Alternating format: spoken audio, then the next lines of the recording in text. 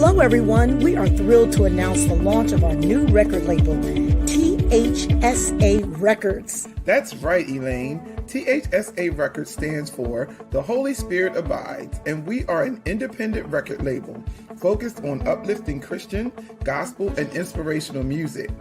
You know, as an independent artist ourselves, we understand the struggles that come with getting your music out there. That's why we created T.H.S.A. Records to offer artists development, music distribution, recording, production, branding, and so much more. We are also proud to be a Black-owned and woman-owned business with a mission to empower and support independent artists. At T.H.S.A. Records, we believe that music has the power to change lives, and we want to create a platform for artists to share their music with the world. Whether you're a new artist looking to break into the industry or an established artist looking for a new home, we are here for you. We are excited to announce that we already have several talented artists on our roster, and we can't wait to share their music with you. So, if you're an independent artist looking for support and guidance in your music career, come join us at T.H.S.A. Records. Let's make some beautiful music together. Welcome, everyone. Welcome back. Welcome back. We pray that all is well with you. Hi, Elaine. How are you? Hi, how are you? I'm doing great. I'm doing great. It's so good to be here. I'm so excited for tonight. I actually have two special guests that we're going to show tonight. One is just a clip of an announcement that he made, but I just really love that dude. And then the other guy is a friend of mine that I met going around the Christian contemporary music circuit and just singing on different platforms and all of those types of things. And this young man is, I love his voice. It's just so pure and clean, and he's a storyteller as far as a songwriter. And so, you know me, I'm long-winded. I like verses. I need at least two verses and a chorus and a bridge. So when I'm writing, so tell the story. I really was attracted to his music the first time I heard him because he tells stories in his songs. But you guys know, before we get started, we always have some announcements for you because we want to keep you in the loop of what's going on in our world and the world of people who are supporting us and the people that we love and that are doing stuff in the independent artist community. Absolutely. So I'm going to start with Davis Tent, New Jersey is coming up this Friday, our first opportunity for you to sow into Davis Tent. Because those of you who know about David's Tent, you know, during the actual weekend, there's no soliciting of any type. We don't sell anything. We are just there to worship and praise Jesus. And so in order to make that happen so that we don't have to charge a fee and all those types of things, we do a couple events leading up to that. And this Friday at 7:30 p.m., we will be live via Facebook and YouTube, and we will be worshiping. We have worship artists, we will be interceding in prayer, and we will have Bible readers, and we're going to do a virtual worship this Friday. We do have a couple slots available. So if you are interested in being a part of that, you can still go to our Davis Tent Facebook page and just click the button and sign up. Next, we have United Music and Arts Conference coming up July 14th through the 17th. Elaine, you can talk about that one. July 14th through the 17th, 2024. The founder of the United Music and Arts Conference, Professor Craig Hayes. It's a wonderful, wonderful conference. Independent artists, choirs. He offers a wonderful platform. But not only that, not only is it just singing and fellowshipping, it's a wonderful, wonderful worship experience. Yeah. Along with learning, education, understanding. Sometimes we're just out there singing and we don't even know what's going on in the music industry, or we don't even know how to navigate. So this is a wonderful, wonderful conference that helps you how to navigate through the music industry and really getting back to basics and doing ministry. That's what we're here for. Yeah. And yeah. Oh, she's frozen. Love for you to come and be a part. Yes, thank you. Then we have those of you who've been listening and watching the show. Elaine and I are both international best-selling authors. We were blessed to do the book to write a chapter in the book called The Creatives Leadership. And it is actually a bunch of us creators got together and we actually wrote our story about what it's like being a creative and being a leader. You know, sometimes you got to hone them skills in when you're leading. You can't just do everything. Your mind is going all crazy and stuff like that. And being a creative can be tough being a leader because God is constantly downloading things to you. And so it's like, God, when do I implement this? But we will be here with a couple of the other artists who are in the New Jersey area, Pastor Bubby Fan, Debbie Egbisi, Leslie, and my sister Yvette, myself and Elaine. We will be at the Piston Diner. It's $45 and it does include your meal. And it's Saturday, April the 13th. So if you're not busy, put it on your calendar. We expect to see you out there for a grown folks conversation where we really get into the meat of what it's like being a creative and being a leader. Then we got some new music coming out from T.H.S.A. Records. Let Me Love You, Tina Guitar XO. Tina Guitar is my guitar player. Yeah. So if y'all have ever seen my band, anyone who's ever seen my experience, my ministry, Tina is the one that's on the guitar when we minister. And she actually released a single, I think it was the February 9th, right in time for Valentine's Day, called Let Me Love You.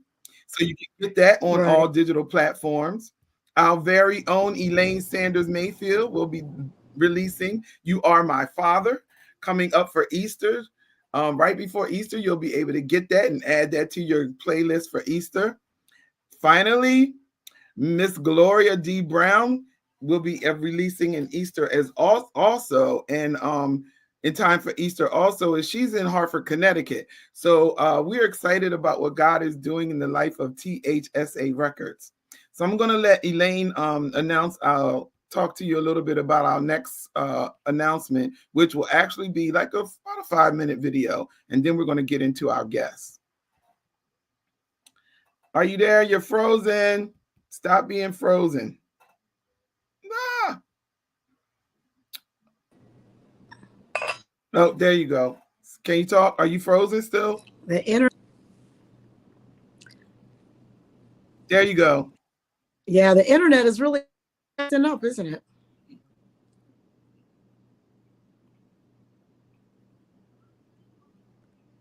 You're not frozen now. You can talk. I can see you moving. Every time you get ready to move, it Internet is does. really acting up, isn't it? Yeah. I'm going to play the video. Hopefully, we can get a better connection. Okay. Hello, everyone, and welcome. Hello. I am so excited to be here with you all tonight. And I'm more excited because my brother-in-law, Gary Diggs, is with us again. You know, he's been on our show. We've interviewed him a lot of time, more than once. I think once for music and once for his book. And I'm excited that he is here. But tonight we are here in a different capacity. We're here to share something else that Gary has going on that will allow you to be a part of the kingdom of God, to enhance the kingdom. And so, without further ado, I'm going to allow Elaine to give you guys some more information about why we're here with Gary today. And then Gary will expound on it even more so you know how you can become a part of what he has going on. Excellent. I am so excited about this. This year, it's the 10th annual Call to Refresh event. And what's so special about that is that this year, Gary Diggs, I call him Elder, will be giving out 10 scholarships. And what is even more great, when I read your letter and I saw the names on the scholarships that they will be giving in honor of, I said, this is wonderful because not only does it help the student, but it also helps the person that it's named after because there is a standard and I know how you operate. So I want to read off these names real quick. There will be scholarships given away in the name of Jamie Williams, Yes, Destiny Diggs, Jack Harris, Bernae Holman, Renee, Holman, Grammy Award winner Cedric Thompson, Carl Rogers, Brian Williams, Richard Tubbs Smith Jr., and Austin Woodland. yes, What an incredible group. Yeah. And here's the other thing is that we are giving you the opportunity to help make these scholarships come to fruition. yes, The Yeah. goal is $10,000. You want to Yeah. give 1,000, give 1,000. yes. You want to give 500, give 500. You want to give 100, give 100. You want to give 20, give 20. But we want to make sure that this happens. And the deadline is Friday, March 22nd. Yes. The actual event is April 2nd, 7 p.m. at Emmanuel United Pentecostal Church, 438 Stevens Street. That's Camden, New Jersey. And I believe that's your family home church, correct? Yes, that's where I was born and raised, on the playground. Absolutely. My days. There you go. So this is incredible. But we want to get into the meat of why it's important. Yeah. So Gary, tell us your inspiration behind even the scholarships, and you can connect it to some of the things that I already know awesome things you are doing at Call to Refresh. Yeah, Call to Refresh. This is our 10th year. Thank you for even having me on. Oh, absolutely. Our 10th year, and I wanted, of course, every year you want to always add to the equation to make things greater and stronger, bigger and better, for everyone. And we do music. We also offer we offer real estate. We offer health and life insurance and health and wellness. And we offer so many components into what we're doing other than just how to play the next song or Yeah. what's the latest keyboard. But this year, it was pressed upon me to add education to it. And we want to bless 10 persons that are in school, that are, furthering their education. And I thought, what better person to honor than these guys that have been riding with me from day one? So we're excited about it. Yes, the goal is $10,000.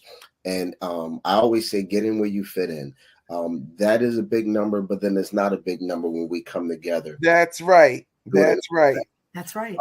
It's not a percentage is going to scholarships and something goes somewhere else. I don't play those games and tricks. It is all 100% going towards helping these kids. And here's the thing about this. It's not just for the student that is just an A-B student. That is not the curriculum this year. That is not criteria. We're just trying to get in to help 10 needy children that we feel like it will bless. When my daughter was in college, I remember many times with some of her classmates just didn't have money for food. Yeah. You just never know what the case is. So you say, hey, well, that guy's a D student or a C student and they're not applying themselves. Well, maybe it's because they're hungry. Could be. For the most part, it is a night to refresh, to be cleansed, to be rejuvenated. So when you leave up out of there, you're stronger, wiser, and better than you've been. It's just an atmosphere. And then after it's over, because we go hang out, have a great dinner, grow. Yeah. Yes, absolutely. Because at the end of the day, it's all about Jesus and meeting. That's right. Meeting the needs of his people. Because we a lot of people doing well, but I want him to say, well done. Exactly. Exactly. Thank you for listening. Please get your dollars out and donate. Yes. $10,000 is his goal. The ways you can donate again are Cash App, $ Gary Diggs, check or money order, Post Office Box 1672, Merchantville, New Jersey 08109. And go ahead and you can also Cash App him your entrance fee, your admission fee for Call to Refresh. Yes. Go on and get your seat now, because I guarantee you it's going to be overflowing. Save us a seat. Yes, it's going to be overflowing. Sure. Yeah. I definitely have your seats already set up. Absolutely. So thank you, Gary, again. And we'll be not only donating, but also. Well, now you guys know what what we have going on, and I'm excited that Gary even asked us, Elder Gary even asked us to do that for him. Those of you who don't know, I come from a family that has a background in education. My mother and my father were both educators. I retired from Atlantic City Board of Ed, and my sister is still working in education. And so education is important. And I was one of those college students who was looking for those care packages coming in the mail every week. I went to that mailbox and somebody better send me some food or something, because I'm telling you, it's rough when you out there on your own, especially when you just starting to do that. It's really difficult. And I'm so grateful for my family, my aunts, my uncles, my church family, and godparents sending those care packages. They would always come right on time when I was away at school. And so, but without further ado, I just want to bring on our guest. You guys pray for the internet where Elaine is. She keeps going in and out, and you know how these things are with technical difficulty. And I know she's probably over there having a fit. Okay. Matt Wheeler is a disciple, husband, special needs father, and singer-songwriter who lives in Lancaster, Pennsylvania, a 3-time Kindred Award-winning recording artist. Matt's latest release is titled A Hard History of Love and is inspired by a series of short stories by author Wendell Berry. When I tell you I'm excited to have a conversation with this man, I'm about to bring him on right now. Hey, Matt, how are you? Hey, doing well. Thank you for having me on, ladies. Yes, absolutely. Absolutely.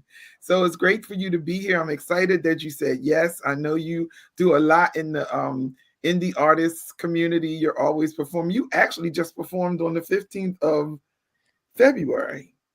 Yeah, in Lancaster at T.H.S.A. 360. Yeah, because I was going to use that video, but then it didn't have all the backgrounds and stuff to the song. So I said, let me. Oh, sure. Yeah, it was solo acoustic, but it was opening for a Canadian folk band called Great Lake Swimmers, which I've become friends with and been a fan of for years. Anyway, but yeah. So then I'm heading up to New England, Massachusetts, and New Hampshire this weekend for a house concert on the Porchlight Network, Art and Hospitality Network, and then also a faith and arts gathering in New Hampshire called Branches Gathering. So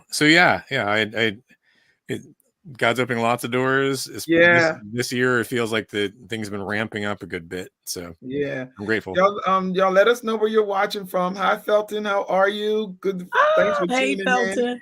Yeah. So you mentioned house concerts. I did a house concert with when we did that fundraiser for Bill Dempsey when he had that accident, and we did one up in Tom's River. And I mean, they're so intimate and they're really cool. Tell us a little bit more about this. How do do you like doing them? Yeah, most of the concerts that I've played in the last year or two, probably, but many over the years too, have been house concerts. And it's really simple. I mean, whether it doesn't have to always necessarily be in a house. Sometimes it's in a person's yard or Yeah, an we were in the unconventional yard. space, We were in the yard. it could be like in a art gallery or something. And I play a lot of church concerts. There's similar ways, but basically just where there's usually the way mine are structured is something like, everyone hangs out usually around food, sometimes a dessert buffet or just potluck is how we put it. Like everyone brings a dessert and shares. I bring my peanut butter fudge, which is my specialty. Okay. And then I play an hour of music, and I have a very interactive style with stories and songs. Like my songs are based on classic works of literature, but also I tell stories about them. It's like, especially when playing solo, I really developed a feel for, like, in the absence of a band, it's like, hey, you guys here as the audience, like you can be the band. Let's all sing together. Let's all be part of this cool experience. And then usually we hang out for a while after as well. It's really simple, but it's beautiful. And basically, like, I describe it as being a bit like bread, in the sense that like there's a few simple ingredients, but it can make something delicious and nourishing. Yes. When you put them all together in the right way. And and maybe not everyone likes to make bread. Maybe they like to eat bread. So maybe it's like you attend someone else's house concert. But the nice thing too is, if I'm traveling to a city I haven't been to before, or like I don't have like much by way of like people who know my music, if someone gathers together, a couple dozen people in a house, in their yard, what have you, and I'll bring the songs and stories, and it's dependably a wonderful time. And number of house concert hosts, we tend to have like a rhythm where they might host me like once a year or something like that. So that's been nice to build up, because then like they can be recurring. And I enjoy traveling, so it's nice to be able to like just drop in wherever and play in someone's house or church.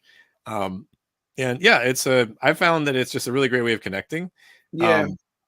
Life on life, I even think of like the early church that was, meeting in houses and things. Yeah, they were meeting in houses. Yeah. It's like, Katrice, we have to do that. I do. I did house concerts before COVID, because COVID I act like those 3 years just didn't happen. Before all of that happened, we were doing more of those. Throw them away. Around town north. We went up to Tom's River. We did a couple, and that's sort of like the setting we had for the refreshing cafe. Remember, I did the cafe. I don't know if did you ever do the cafe, Matt?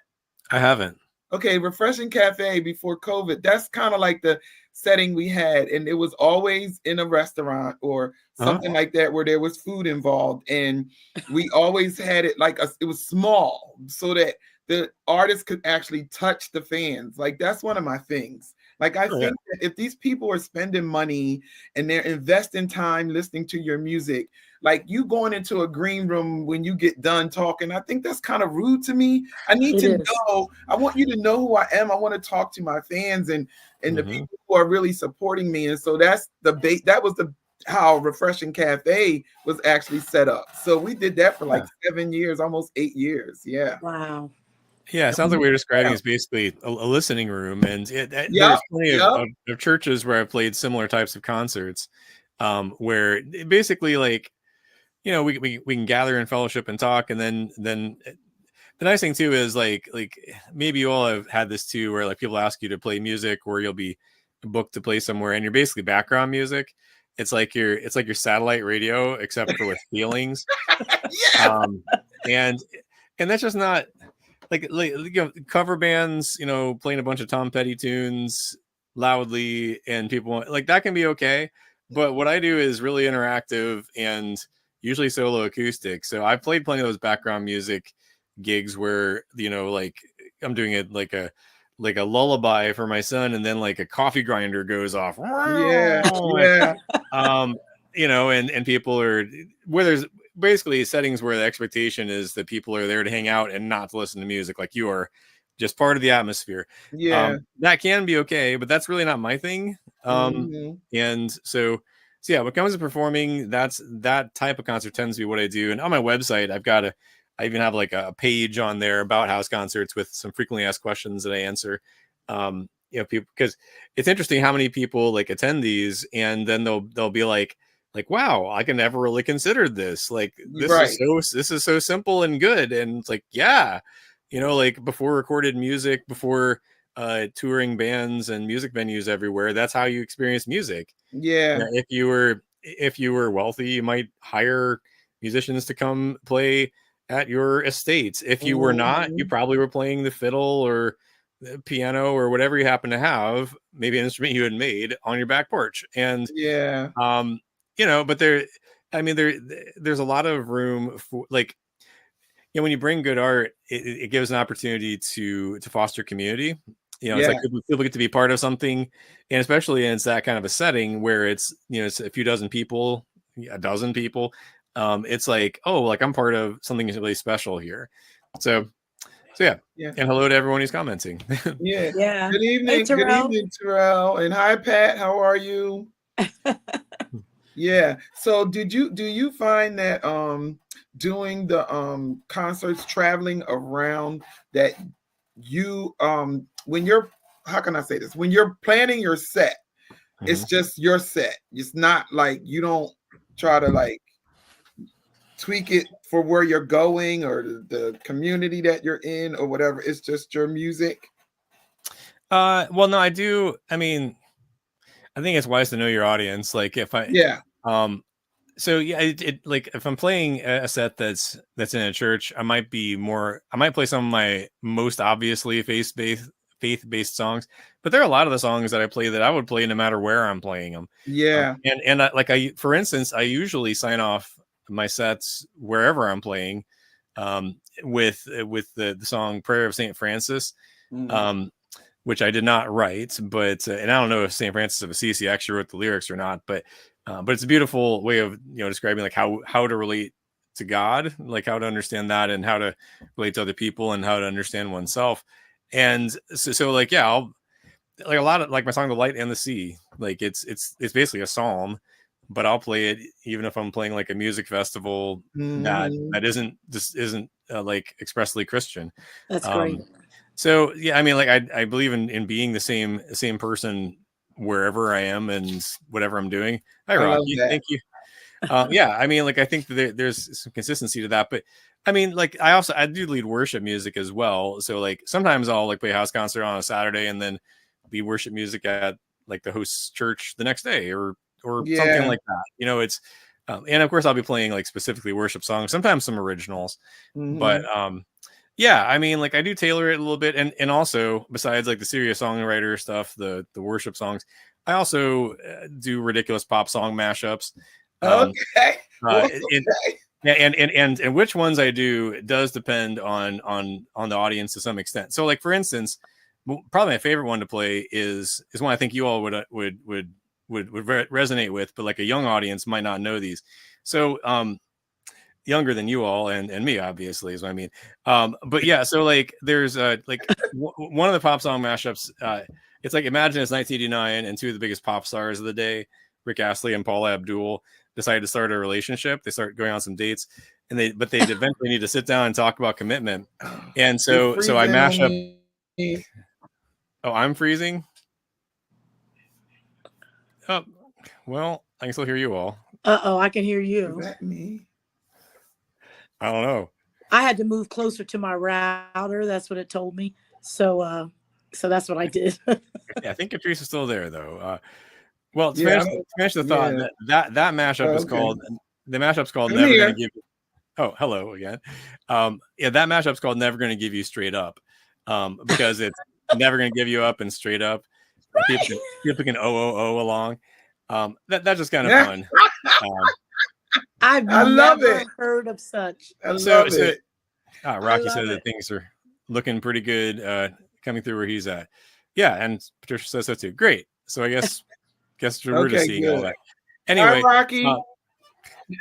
Yeah, Rocky O is a good friend of mine. So and sometimes drummer in my band. So Yeah, and thanks for tuning in. Oh, cool. Yeah, so I like to do like I might have like a song based on like a Victor Hugo novel, and also do Prayer of St. Francis, and also have like a Vanilla Ice cover, like all just thrown in. Like you never know. Okay, Like so like I've got a pretty big repertoire, and like there are some songs that appear in most of my sets, like my song Indigo. I mentioned The Light and the Sea is one.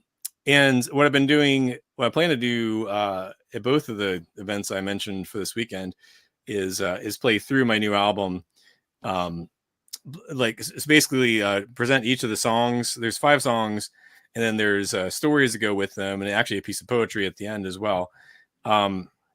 So basically, that album is based on some short stories by my favorite living author, a gentleman named Wendell Berry, and so who you mentioned when you were describing the new album. But the nice thing is, like, if people know who he is, then they can jump right in and like get immersed. But if they don't know who he is, then it's like I get to introduce them to a friend. I mean, not that I know Wendell Berry really well, but I have written to him, and he actually wrote me back a few days ago. He's still alive. He's 89 years old. And he does know that I have an album that was based on his work. And he said nice things about the poetry too. But anyway, that's incredible. Yeah, which there's a whole other story about how I got connected writing to him in the first place, which I can get into if you want. But yeah, the point is, like I do, like it's not like if I'm playing half an hour, it's always these 5 songs or 6 songs. Like, like sometimes I'll actually change like in the middle of the set list. I'll reach the end of a song and be like, no, I'll do this one. No, I'm gonna do this other one over here. Yeah. And could kind of have the band meeting in my head. Yeah. And I do that. When you're playing solo, you can do that. With my band, my bandmates from Vintage Arts from over the years could tell you that I definitely have done that to them. Rocky's probably experienced that too. Where I'll be like, you know what? I think I'm going to try an acoustic version of this one song from the 80s or something. Yeah. Anyway, so it does vary a bit, but for the most part, I see who I'm playing for. If I'm playing for a bunch of high schoolers, I might play a different set of tunes than if it's a bunch of seniors. If it's, but the originals, like, especially, I guess that mostly like affects what I play as far as the covers too. But anyway, point is, I try to take temperature of the room. Sometimes even like, midway through, like if it turns out there's a bunch of kids there, I might do a song called Happy that has motions and has a repetitive chorus that kids can jump in and sing along, and the parents can, act like kids as well. And it's just a ton of fun. So, so that's a very meandering answer to your question, but so it's great. It's great because I do a lot of the same stuff. Yeah. Like I will switch up in midstream the set list in a minute. Right. Well, and my husband is my drummer, so then he's looking at me like, we did not practice this. Hi, Minister Hall, how are you? And he's looking at us like, we did not we did not go over this in practice. Yeah. I've heard that Bruce Springsteen has done that over the years, where like, he'll mention something about a song, and then like he'll like count it off. Like I think it was Max Weinberg, his drummer. I heard him talking about like, and we just have to guess at which song he was going to start into. But I mean, like, obviously that's worked out okay for him. So I guess Katrice and I are in good company. Yes, we are. I did my first David's Tent with Katrice, and I'm like, okay. She's like, oh yeah, these are songs you'll be fine. And then, okay, she had her template, right? Then the Holy Spirit comes in. Katrice is writing on the spot. Oh, wow. She's just, she's just downloading, and she's like, repeat after me. And we're like, okay. So now it's like a whole new chorus. Yeah, just going with the spirit, like, improvising. Yeah. It's like jazz, just just going where the spirit leads, where the music. It was great. It was great. You wind up with one-of-kind moments when you do stuff. Yes, like that you can't even repeat, right, Matt? Like you can't go back and get that stuff. You never get it back. Yep. So you got to go with it. So tell us, you are nominated for a Kindred Award this year again. Yeah. So, congratulations. Thank you. I actually they're a little kind of out of the shot back there, but there are a few. Yeah, the ones I won are over there. But anyway, yeah. So I got word probably same time as you all did about the nomination. Yeah, because both of us did too. Yeah, absolutely. And I saw that I'm nominated for the folk storytellers category. So and I just saw today that looks like it's gonna be throughout March that the voting is going to voting. Yes. So listen, everybody, all the listeners on here, we're the only two you got a problem with is me and Elaine. We're in the same category. So you vote for her once and then the next day vote for me. But it doesn't matter. Right. But that's what it is. Elaine and I are in the female gospel category. Matt is in the folk storytelling category. So go and vote. Voting starts on March 1st. Of course, you guys know I'll be posting that on the T.H.S.A. Records site, Facebook page, and all of that kind of stuff. So we'll be posting it so where you can get the link. It doesn't start until March 1st, though, voting. And so we'll share that with you so you can go and vote. Vote for Matt. You're going to hear his song later, but I want to say that was the three of us. When I won the Gospel Artist of the Year, my first one in 2018, that was when I first heard you. I think that was mutual. That might have been my first time with Tim Ewing, who runs maybe not quite single-handedly, but is definitely the force behind. Basically, he does a ton of the stuff. So if Tim's watching, a huge shout out. Yes, thank you, Tim. Yes. I remember getting was kind of a random email one year. It might have been 17 or 18. It was around that time. Yeah. About like hey, there's this regional Christian music awards show that we do each year, and I'd love to. You're nominated for whatever the category was called at the time. I think it might have changed names a little bit. Maybe it was just folk. But anyway, and so I mean, so there is the voting, and I'm nominated. And I'm grateful for that, and I plan to be at the show. But yeah, we do too. But the show is especially cool because, I know lots of musicians around this immediate area, but I didn't know many in New Jersey, and especially Christian artists in genres that are outside of mine. There aren't too many that I had gotten to know just organically, even like through social media or anything. So like bringing everyone under one roof and I'm meeting people like, BJ Shores and the Itzels and the Neighborly and you all. Although I'm not sure I've seen you there in person, but could be we hadn't connected before. Or the Dorsetts or other folks. I mean, there's lots of folks who I didn't know. I like the Neighborlies. Yeah. I recently played an event with them, and met them in person. So, but anyway, they're from this area. But it's super cool. Just getting to know people who are doing other expressions of music. We have a common bond of faith, even if we live in different places. Our backgrounds are different, our sound is different. I think that's a really beautiful picture of you look in Revelation, the description of the new kingdom, about how people from all tribes and tongues and languages will be together worshiping God, and so it kind of feels like the Kindred Awards is like a localized New Jersey, Pennsylvania, New York, Delaware-ish flavored miniature version of that. Also, I like that it's like a big concert, so it's not like it's not like you're judged or anything like that. Like when you come, there's no judges there. There's no reason to be nervous or whatever. You already know if you're going to perform. He tells you that ahead of time. Right. You already know certain things. Like if you're presenting an award, he basically writes the script for you. Oh, he literally does. If you can read, you're in, and so it's just a wonderful environment. Everybody is very supportive of each other, and it was artists there that I didn't even know. I knew them, but I didn't know that they were, gonna be there. And so it was great to see them that I hadn't seen in a long time and stuff like that. So it's a really a great big festival. That's how I see it, and just giving out awards. All packed into one afternoon, but I appreciate that you could have like a rap artist could do what they do, and then you might have a gospel artist. Actually, I saw Bubby Fan was listed on one of your events there. That's how I became aware of his phenomenal abilities. But Incredible. But then like you might have like me getting up there and playing a folky song and have everyone clap along, and then you might have like a rock act go after that. Yep. And like I mean, the common thread, of course, is the message.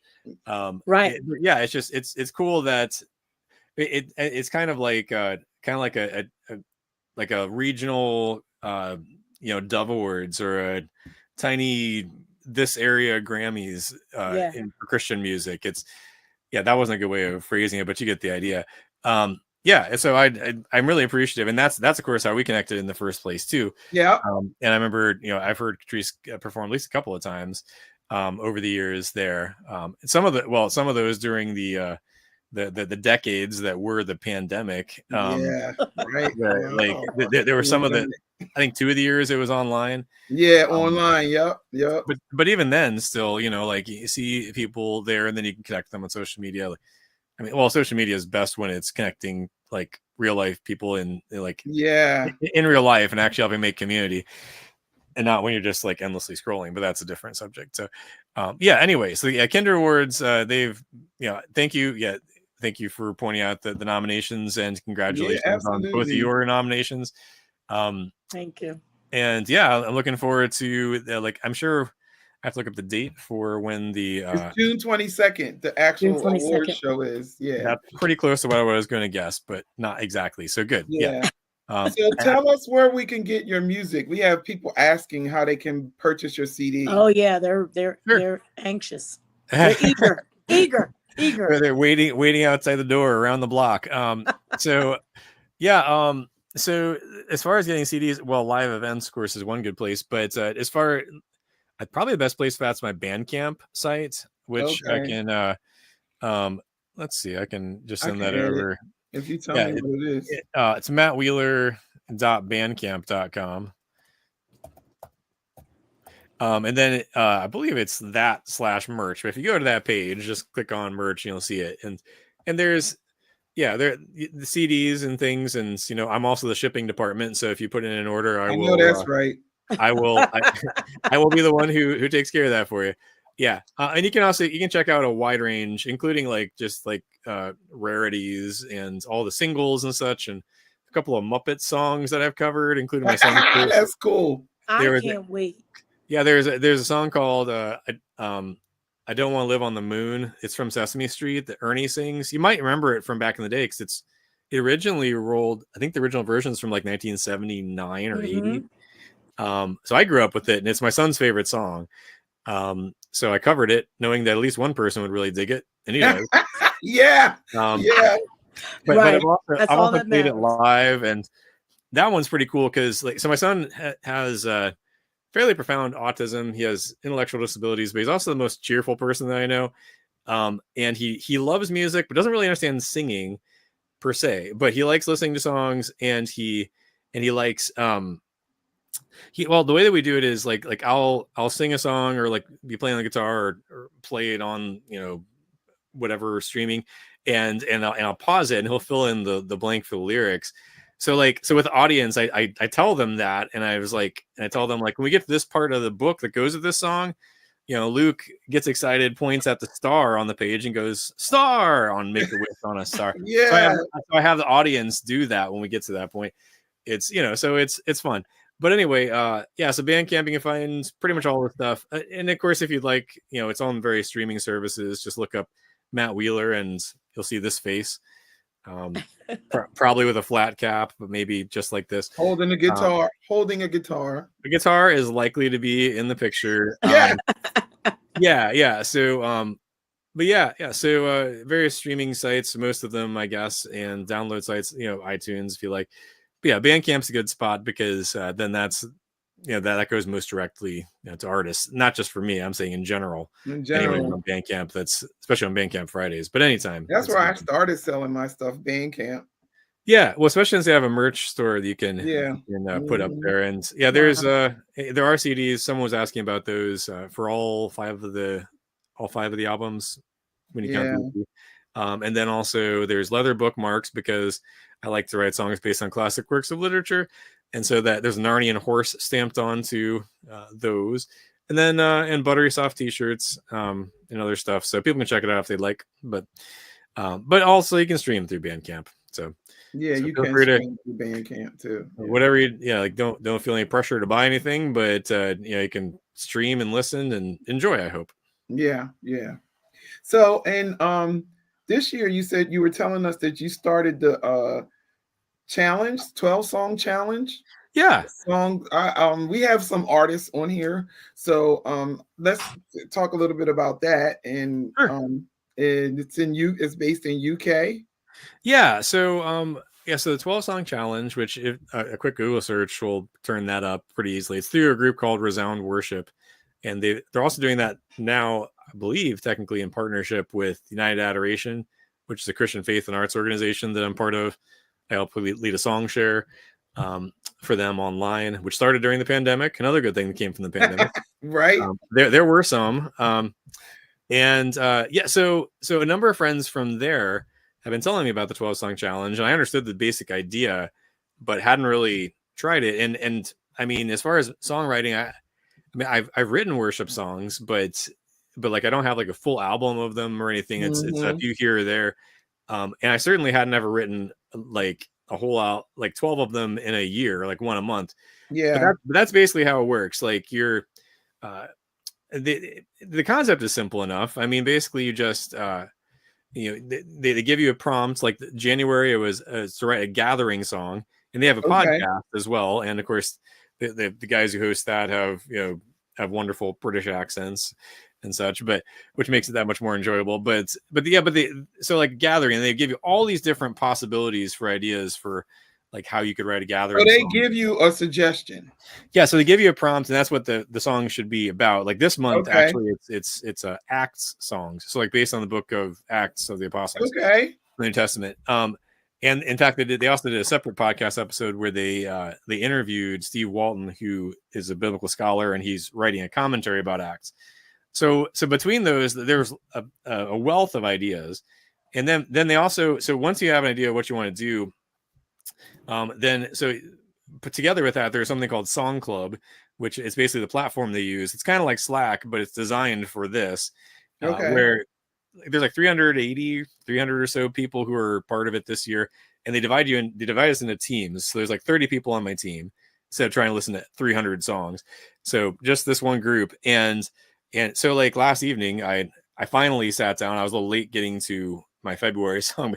I finally sat down and put together some ideas, and got a like a verse and chorus of a song that I'm calling Crimson Thread, because that's factors in to the lyrics in the chorus. So I posted that, and basically like then people can comment and give constructive feedback, and it's basically it's a community that very much is into encouraging and giving constructive feedback. So like, and then they have a way you can just post a new version of the same song, and then people can comment on that. Like my January song, I definitely took a few of the suggestions and did a new version of it with those in mind. It became a better song. Actually, I haven't totally finished that one. I still want to add a bridge to it. But there's another songwriting community that I think will be helping me with that. So point is that it's, like what I was told about it is like community is like the community that comes from it is totally worth it. And basically like each month you're just supposed to like, even if it's just like a piece of a song or like something unfinished, that's okay. The idea is basically just to help you, to help give you a like basically give you accountability, but also like to give you cause to go ahead and write. And I certainly find I write best when there's a prompt, which is part of why I write. I was going to ask you that. What inspires you? What inspires you, right? I was to write. I mean, sometimes it is things that happen in life. Sometimes it's realizations God brings. Or I'll be like walk on a long walk outside or driving or something, and think of a melody, which that's not infrequent for me to like have that happen, then just get it down on voice memos and use it later maybe. But so like I really find that, I mean, as busy as I keep with various things, because I work full time at a college, Lancaster Bible College, LBC, and then I also, I mentioned being special needs parents, my wife and I, family life here, and then of course I was There's going to ask about that work-life all balance. yeah, there's all the music stuff, with touring and leading worship music. I end up substituting a lot of different churches on Sundays because my family does church at a large church on Saturdays. Anyway, generally, so yeah, there's a lot of things going on. So if I'm going to take the time to sit down and write, it helps if I have something specific that's at least a general idea to write about. And that's what, so writing based on particular stories or, like my last two albums are like based on like C.S. Lewis and Tolkien and, Chesterton and others, Wendell Berry. But then it's a totally different thing. But like the idea of writing with a prompt that's already there. Yeah. Is still there. And I find that to be really helpful because I think in some ways limitations can be really helpful. Like if you have every choice in the world of what you might put into a song, it's like it's overwhelming. It's too much. Mm-hmm. But when it's like, when it's limited down to like, oh, the song is going to be, it needs to be on the Book of Acts. It's like, okay, that narrows it down to I know where I'm working with. Yeah. I mean, like, all these songs are going to be based on this one set of short stories. Okay, so that definitely narrows it down even more. I see the cover art for my most recent album. It is. And I look, I'm a graphic designer by profession. Like since I retired from the Board of Ed, I've always had this business, but I do web design and graphic design, social media content and stuff like that. And so I was like, I couldn't stop staring at your cover. So I need to know who did your cover? What was the inspiration? Sure. What was the inspiration for that cover? Oh yeah, I'd be happy to tell you about that. And then actually, you might even, if you like that one, you might also enjoy the one by the same artist. That's hey Kamani, nice to see you here. Hey Kamani, who I also met through Kindred. Words. So so this one, this and the cover art for my album Wonder of It All are both by my friend Ned Bustard. He if you know, there's a liturgy book called Every Moment Holy. Where there's liturgies for things like, well, there's like liturgy for table blessings and things, but there's also liturgy for like beekeeping and, for changing diapers. I remember there's one of them, or for a purposeful gathering, or for cleaning. There's all kinds of things, like basically because basically every moment is given to us by God. Yeah. So anyway, so all that said, so Ned does the illustrations for the first two, I guess really all three of the volumes of Every Moment Holy. And he's also local here to Lancaster. He runs a gallery called Square Halo Gallery. Okay. Where I did the album release concert for this album. Nice. So it's linocut art, which means that he took a block of linoleum and carved the reverse of this image. Basically carved out and then inked it and then printed it. Okay. Now that was in black and white, and then he added the color later and added the well, I guess actually my name, that part was part of the original carving. That's why it kind of looks like it. So and that's your initials on the teapot. Yeah, good catch. I think you might be the first person who's actually caught that before I pointed it out to them. Yes, I'm a graphic designer. I'm telling you, I was looking at this cover. I was into it. It's so detailed.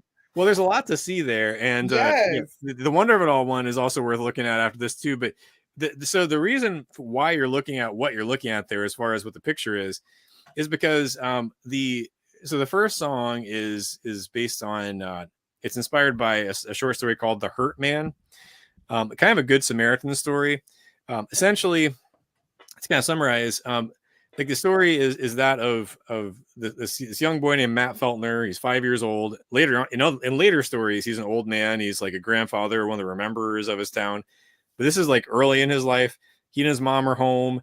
Dad's away with farm business, and a fight breaks out near their house. And this wounded man breaks out of the crowd and runs toward their house. And Matt's mom, Nancy, actually opens the door and lets the hurt man in, which is maybe not what you'd expect to happen. But then she blocks the door because there's these other men coming after him. Turns out they're his friends, but they all go inside, and basically, like Matt is struck with all of these.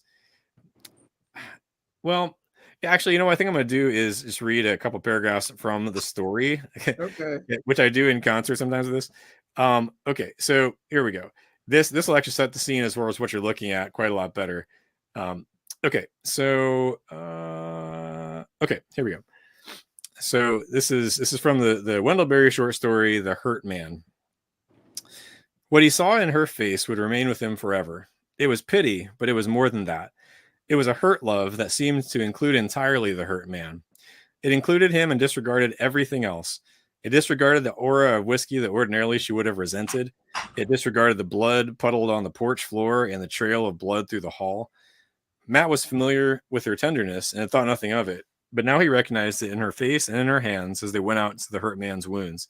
To him, then, it was as though she leaned in the black of her mourning over the whole hurt world itself, touching its wounds with her tenderness in her sorrow.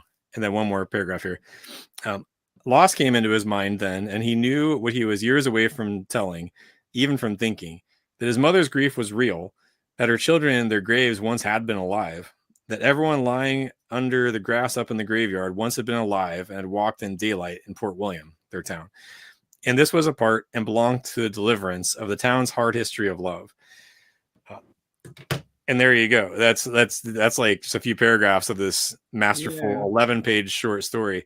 So what you're seeing there is, well, the hurt man, although I recognize that he could bear a passing resemblance to me. Yeah. If I was going like, cartoon to you, right? But well, I mean, it's based on what we look like in the story. The story didn't say that he had a beard. That was Ned's interpretation, but that's fine. Take it however you want. But then also, and then the way the birds are there for a couple of reasons. One, the concluding song, the last regular song that's on the album is called "The Wild Birds." I'm sorry, it's called "The Way We Are." It's the one that I think you were planning on. I'm gonna play in the. This might be a good lead into it. Yes. But in that story, there's a character. Well, the chorus says this too, that the character named Burley Coulter says, the way we are, we're members of each other, all of us, everything. And basically goes on to say it's not who's in and who isn't, it's who knows it and who doesn't. Yeah. That could be about like the brotherhood of man, like just everyone being made in the image of God. It could be us as Christians. They'll know us by our love, Jesus says. It could be the people who live right next to us. It could be people that we see around us who are in need. So anyway, all that said, so it's a bit of a nod to the story of the wild birds, but it's also a bit of a nod to the baptism of Jesus, where the Spirit of God descends, as a dove. So anyway, yeah. So it's a few different things going on there, and then the teapot, Ned decided to add my initials right there, which was pretty cool. So that's what's going on there. Without further ado, we have 3 minutes left. I think the song is about 3 minutes, and we're going to play the song. Then we're going to come back, and Matt is going to give us some nuggets, and then we're going to let him go because he actually has another gig after this. Because he's double booked. Yes, he is, and I love it. Not at the same time; it's back to back. Yeah, back to back.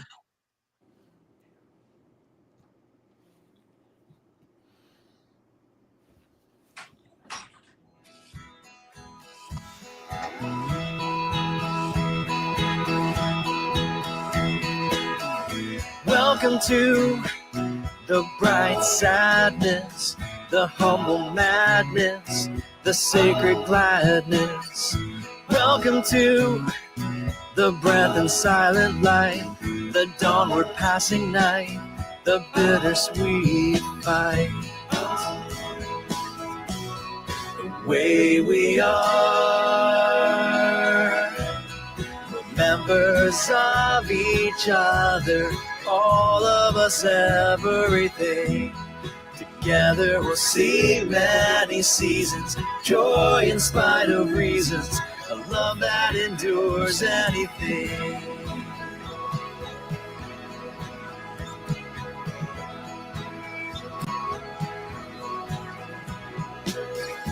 Welcome to the root systems, the frail and winsome, the ancient wisdom.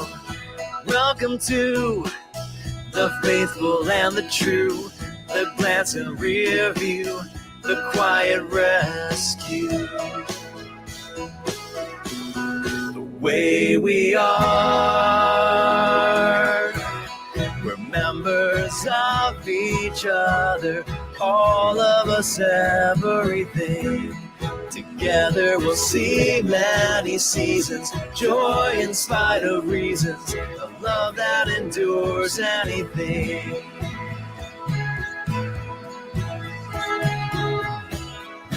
Wild birds sing their song, a hint of hope in the morning. Wildflowers worry not, their maker brings joy in the morning. The way we are, members of each other, all of us, everything. Together we'll see many seasons, joy in spite of reasons, love that endures anything. The way we are, members of each other, all of us, everything. Together we'll see many seasons, joy in spite of reasons, a love that endures anything.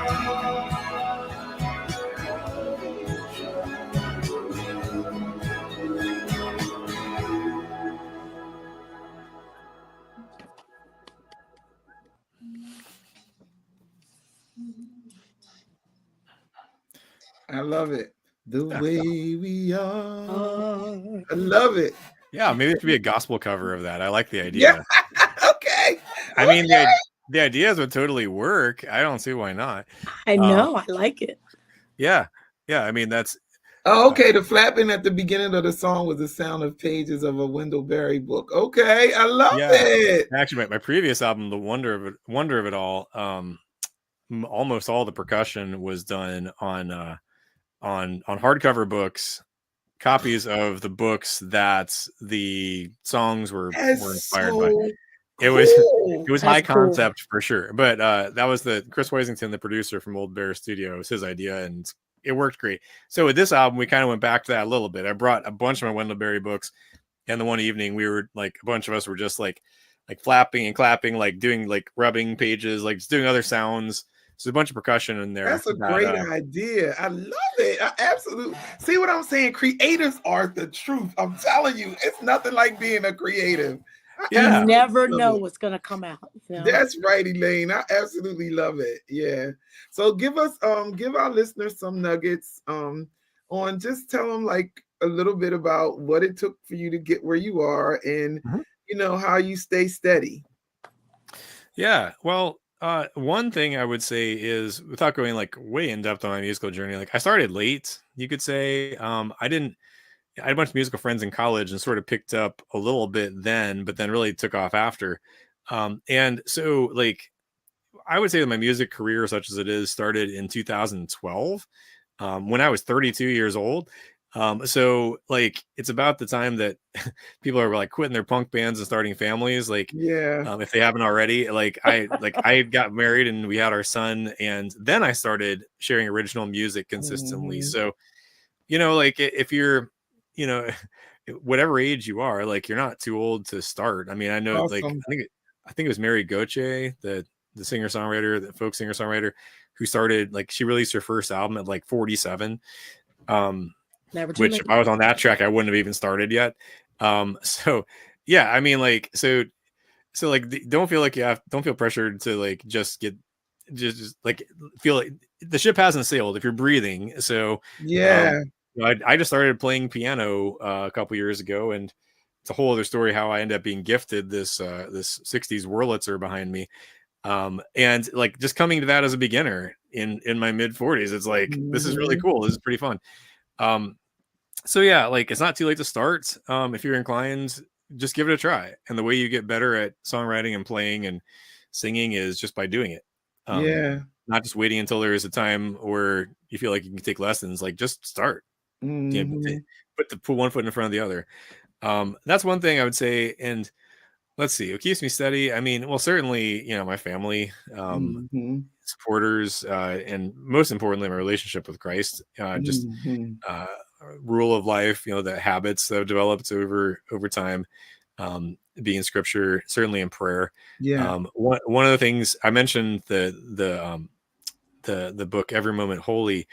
Before most performances, I pray. There's a liturgical prayer called a liturgy before taking the stage, which actually, if I move over, that's a print of it right there with a Ned Bustard.